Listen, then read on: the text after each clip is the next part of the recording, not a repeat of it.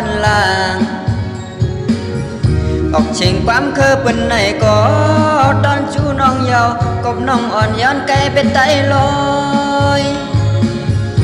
เพื่อน้องทางเล็กได้ปนไตเยาวเล่คำกว่าเอาเปิ้นจังคำเอาเชิงชนฟลอยาว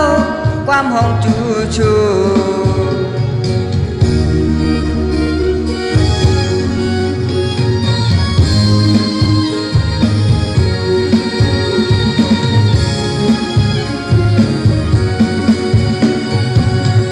ทางเปื่อนลูกกวนมีเจเล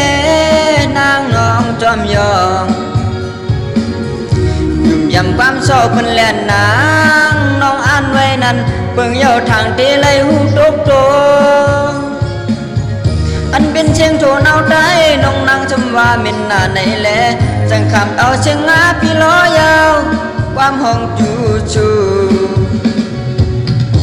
เลยยินข่าวชูแผ่วเวงลงเลยเศร้าอยู่ที่สมวนต้องกำในแต่น้องนางหูหันยาวน้องทางดีเป็นคำหลึงเลยวักใจเอาเป็นท้องเรื่องวางขึ้นก็น้องปอชุมเยาเปรีเสลายน้องอ่ำทอมกว่า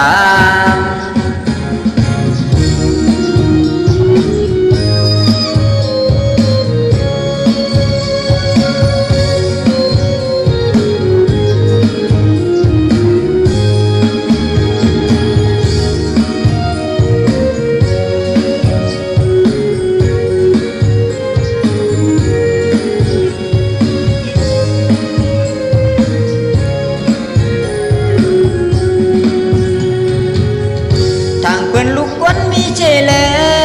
นางน้องจอมยองยุ่มยำความเศร้าเป็นแล่นนางน้องอ่านไว้นั้นเบิ่งเยาจังตีไหลหูตกโตอันเป็นเชียงโทนเอาได้น้องนางจำว่ามินหน้าในแลจังคำเอาเชียงงาปีล้อยาวความห้องจูชูลาดเดอยู่แถวตาคุ้งเวงลงเช้าใต้ยุ่มเอาใจจอมจงเมื่อจอมเป็นสัญญาชุมต้องยาวเมื่อตกเสดีเกยุ่มนำเคยม้วนออกก็เทใจเฮดีกำกินที่หัวนางทบเยาก็ดีจันเอาช้ำอำไปมี